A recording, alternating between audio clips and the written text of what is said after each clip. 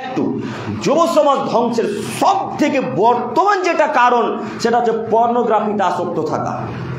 কথা বুঝতে পারলেন? ব্লু ফিল্মে আসক্ত থাকা, নোংরা ভিডিওতে আসক্ত থাকা। এই ব্লু ফিল্ম, এই পর্নোগ্রাফিতে ব্যস্ত থাকার কারণে শত শত যুবক তাদের রিজিকের চিন্তা নিয়ে ব্যস্ত, শত শত যুবক বিবাহ চিন্তা নিয়ে ব্যস্ত, হাজারো যুবক এই পর্নোগ্রাফিতে আসক্ত, তারা সবাই লিপ্ত হয়ে আছে। শোনো যুবক, তোমাকে বলি একটু, তুমি আমার এই কথা এক খেলে শোনো, তোমাকে আমি অনুরোধ জানাচ্ছি, তোমার চেহারার দিকে দেখো আর যেই লোকটার বয়স আজকে 40 বছর তার দিকে দেখো। তোমার বয়স আজকে 24 বছর আর 40 বছরের যুবক, 40 বছর লোকটার চেহারার দিকে তাকিয়ে দেখো, তোমার চাইতে তার চেহারা বেশি সুন্দর। কেন বলো তো? তুমি ব্লু ফিল্ম দেখে দেখে দেখে দেখে দেখে তুমি চোখগুলোকে নষ্ট করে ফেলেছো। দেখবেন আপনি এক পর্যায়ে যখন মানুষ বেশি পাপে লিপ্ত হয়ে যায় বা রাত্রি জাগরণে যখন বেশি বেশি করে, তখন তার চোখের পাতাগুলো কালো হয়ে যায়। আমরা তো এখন রাত্রি জাগরণ তেমন করি না, আর 2-1 মাস পর থেকে যখন সারা রাত্রি আমাদেরকে জাগরণ করতে হয় রাস্তাঘাটে জালসাতে, তখন আমাদের চোখের পাতাগুলো কালো হয়ে যায়।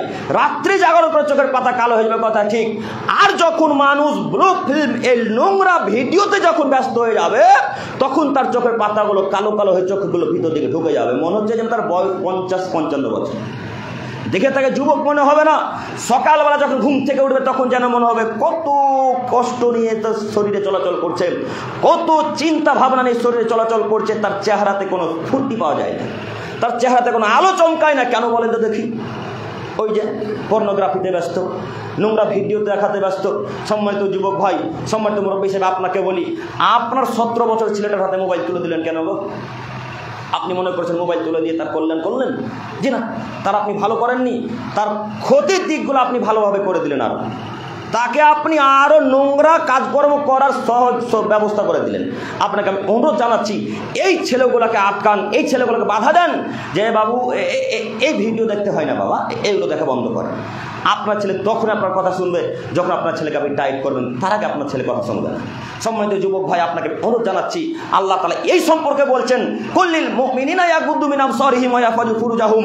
মুহাম্মদ সাল্লাল্লাহু আলাইহি ওয়াসাল্লাম, আপনি সারা পৃথিবীর ইমানদার মানুষদেরকে বলেন তারা যেন চক্ষুকে হেফাজতে রাখে এবং লজ্জা স্থানকে যেন তারা কন্ট্রোল করে। কি বুঝলেন? আল্লাহ বলছেন, পৃথিবীর মানুষ তোমরা লজ্জা স্থানকে হেফাজত করো আর চক্ষুকে নিয়ন্ত্রণে রাখো। একটা আয়াত, একটা হাদিস পেশ করে দুইটা, একটা আয়াত এবং হাদিসের ব্যাখ্যা একসাথে একটু দেখেন। সাহাল ইবনে সাদ রাদিয়াল্লাহু তাআলা আনহু বলেন, রাসূলুল্লাহ সাল্লাল্লাহু আলাইহি সাল্লাম বলেছেন, মাইয়াদমাল্লি মা বাইনা লাহইহি ওয়া মা বাইনা রিজলিহি আজমাল্লাহুল জান্নাহ। পৃথিবীর মানুষ তোমরা মনে রাখো, তোমরা যদি দুইটা জিনিসের জিম্মেদার নিতে পারো, জান্নাতের দায়িত্ব আমি মুহাম্মদ সাল্লাল্লাহু আলাইহি সাল্লাম নিলাম। কয়টা জিনিস বলেন তো দেখি? দুইটা জিনিসের জিম্মেদারি যদি কোনো আদমের ছেলে মেয়েরা নিতে পারে, জান্নাতের দায়িত্ব মুহাম্মদ সাল্লাল্লাহু আলাইহি সাল্লামের। এক, জিহুব্বা। এই জিহুব্বাকে যদি আদমের কোনো ছেলে মেয়েরা কন্ট্রোল করতে পারে, জান্নাতের দায়িত্ব কে নিয়েছেন বলেন তো দেখি? মুহাম্মদ সাল্লাল্লাহু আলাইহি সাল্লাম। এক।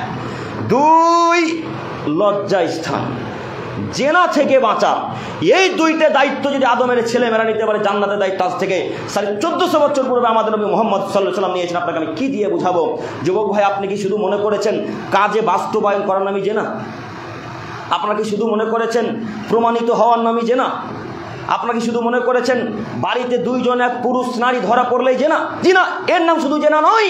আল্লাহ নবী বলছেন 2 চোখের জেনা চোখ দিয়ে দেখা। আল্লাহ নবী বলছেন যেই পথে চলবে জেনার পথে পায়ের জেনা সেটা।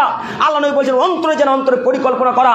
আল্লাহ নবী বলছেন হাতের জেনা হচ্ছে হাত দিয়ে সব স্পর্শ করা, আর ব্রেনের জেনা হচ্ছে ব্রেনের চিন্তা ভাবনা করা। এই মহিলাটা এমন, ওই মহিলাটা এমন, এটাই হচ্ছে জেনা। কথা বুঝতে পারেননি মনে হয়? আপনাকে আমি কি দিয়ে বুঝাই যুবক ভাই, আপনি এই কাজকর্ম থেকে বিরত থাকেন, যে কোনো মূল্যে এই পর্নোগ্রাফি দেখা থেকে বিরত থাকতে হবে। ইনশাল্লাহ পারবো, পারবো ইনশাল্লাহ।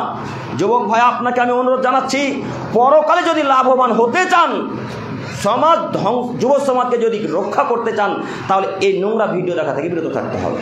সম্মানিত যুবক ভাই, আপনাকে আমি অনুরোধ জানাচ্ছি, আপনি যে কোনো মূল্যে এই নোংরা অশ্লীল ভিডিও দেখা থেকে বিরত থাকুন।